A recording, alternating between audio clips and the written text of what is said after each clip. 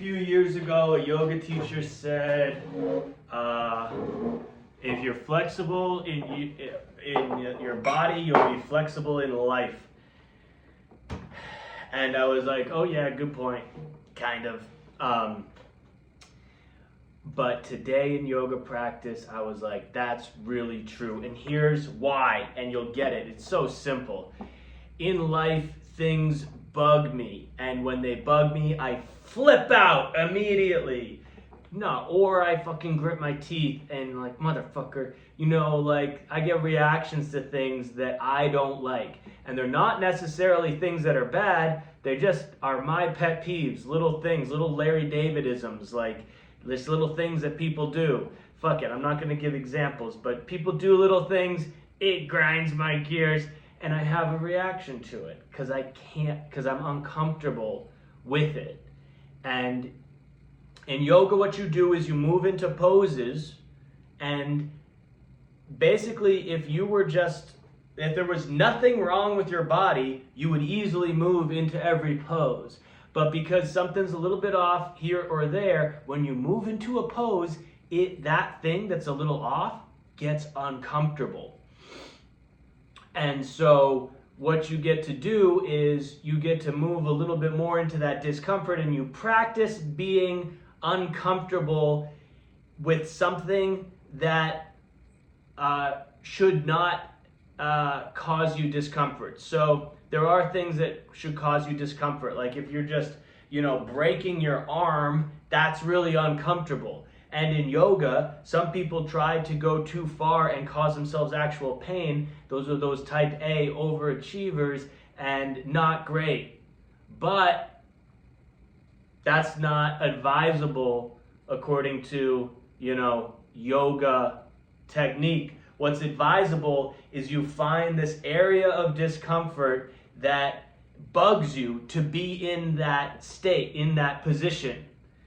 And it bugs you not because it's telling you that this position is dangerous for your body, although that it is telling you that. It's saying that we're headed towards danger, or we're headed towards this problem area. Like, get out. Get the fuck, don't do this. Don't go here. Go away. And that's what life does. When somebody pushes my buttons because they say something that reminds me of something that gave me childhood trauma or something, they remind me they're acting like the way like my dad used to talk to me or whatever, I'm like, let me get out of here. Just like where you're in the pose and whatever, your hamstring's too tight, because you sit at a desk all day, whatever it is, something happened in your life, whether it was chronic and you got yourself to a place where something's out of line in your body, or some trauma happened, you had an injury, and now as it's healed, something is left out of line in your body.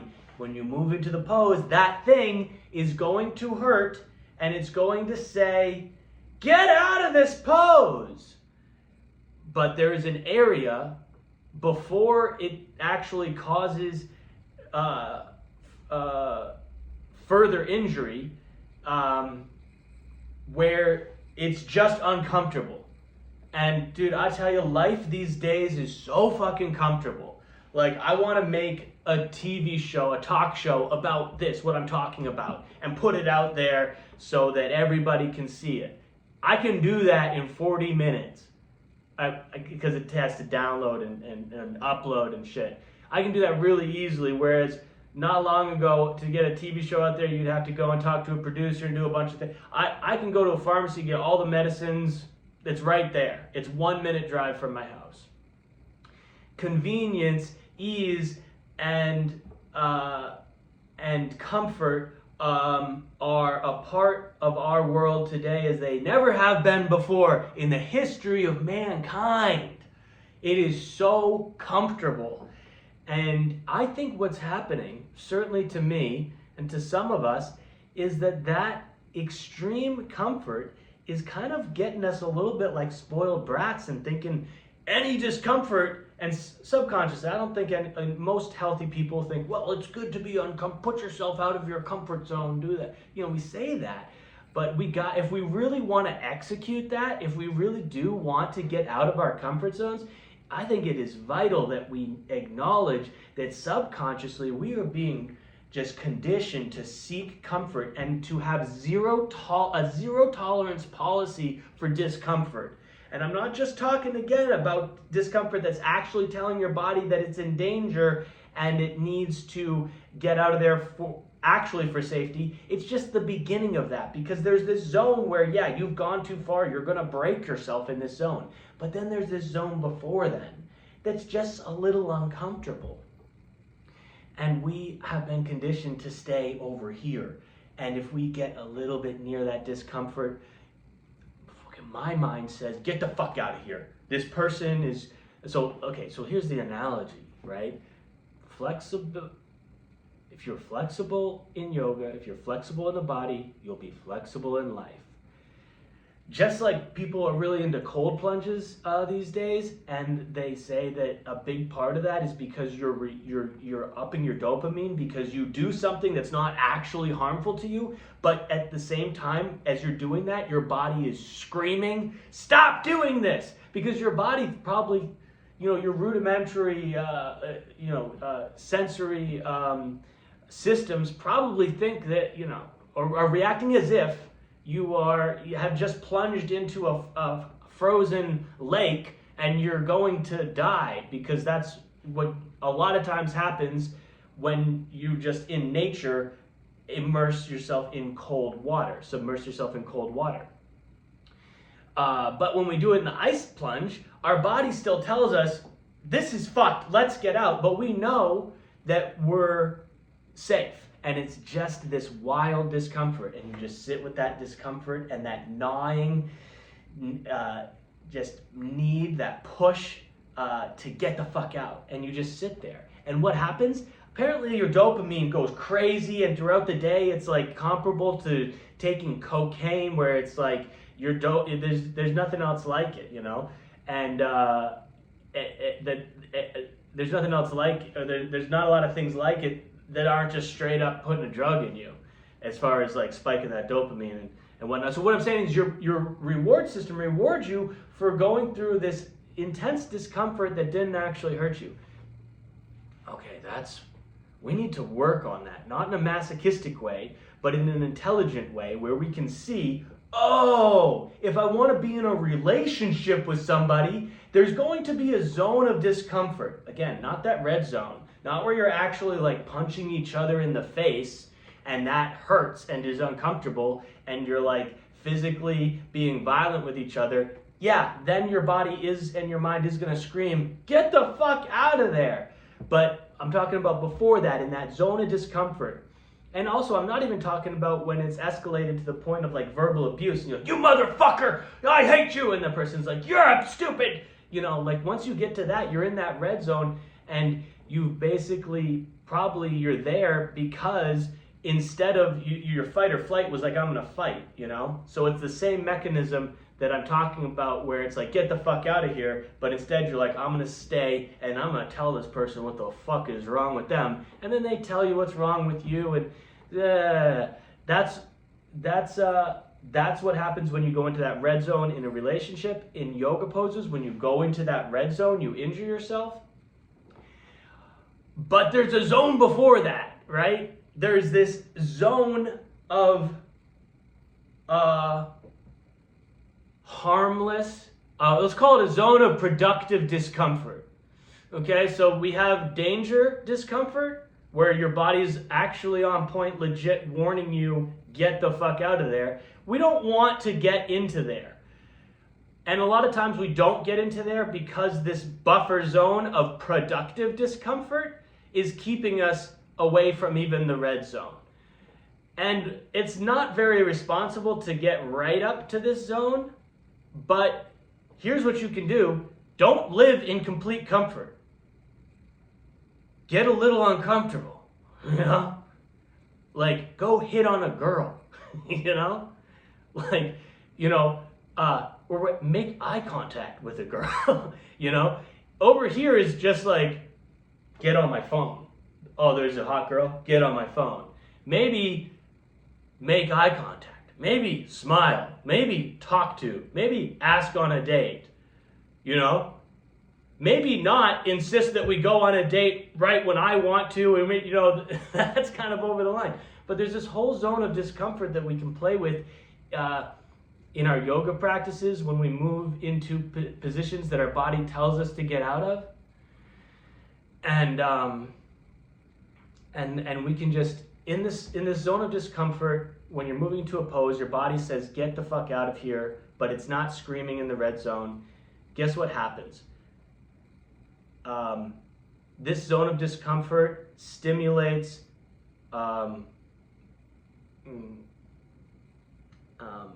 what it does is it dominates your attention.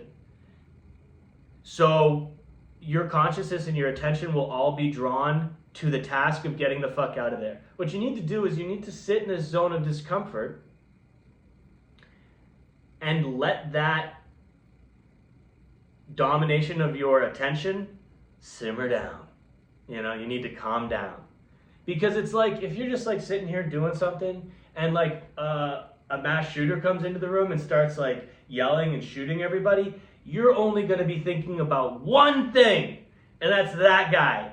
And so your mind has this ability to take your attention away from whatever it might be on and put it on one thing. And when you get into a zone of discomfort, that one thing, get out of the pose, walk away from that person, get out of this relationship, it's making me uncomfortable, is the only thing a lot of times you can think about. What you need to do is you need to be in that zone of productive discomfort, let that tunnel vision blindness, high static electricity fogginess that's blotting everything else out, settle down. And then you're going to have a better look, a better view of what's preventing, of what this is, of what is preventing you from what's off in your body. And you can only do that by, whatever, probably a lot of techniques on how to do that, but getting a little bit uncomfortable, zone of discomfort in the physical practice, and that's what you do. You practice it with your body. I would say, you know, for some people, probably me, because like I'm good at like stuff with my body. I'm better at stuff with my body than I am at like relating to people and like getting along with others. So, you know, work with what you got. I'm good with my body. Here's my plan, because like I'm not an authority. I'm just like going through life trying to figure out how to be a decent guy. So what I'm going to do is, since I'm good with my body, I'm going to practice yoga. I'm going to move into zones of productive discomfort, and I'm going to be as relaxed and peaceful within them so that I can have as clear a possible of a view of what's out of line with my body. And I'm not going to try to fix that. I'm just going to chill instead of combating, fighting with, or evading and avoiding. I'm just going to get in zones of productive discomfort and chill. And then maybe I'll do that in my life too, after I practice it with my body enough and, you know, actually hit on a girl in a polite way. Because what I tend to do when I'm hitting on girls is I'll either avoid, get on my phone, just not make eye contact, or I'll just go all out and be like, hey, what's up? You know, and just too much. Like let's, and then like, you know, God forbid I do get her number. It's like, I want to go on a date immediately. So, you know, that fight or flight is kind of active for me, both when I'm moving into physical poses. Sometimes I want to go too far and just get it done.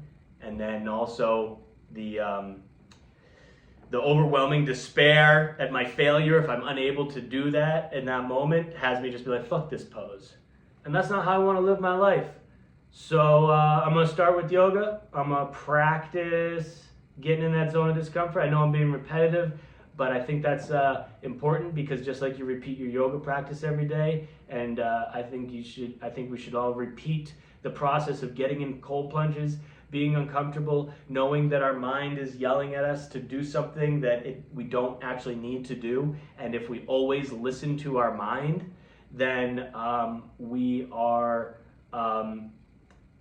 slaves. Like I'm a slave to my mind if it's always in charge. I would prefer to be in charge of my mind, and I think that takes getting to know it, and that means instead of just completely evading any discomfort, moving into that productive zone and observing what's up with that mind, so I can understand it and use it and make actual choices, and have it be me making those choices, not my mind. Okay.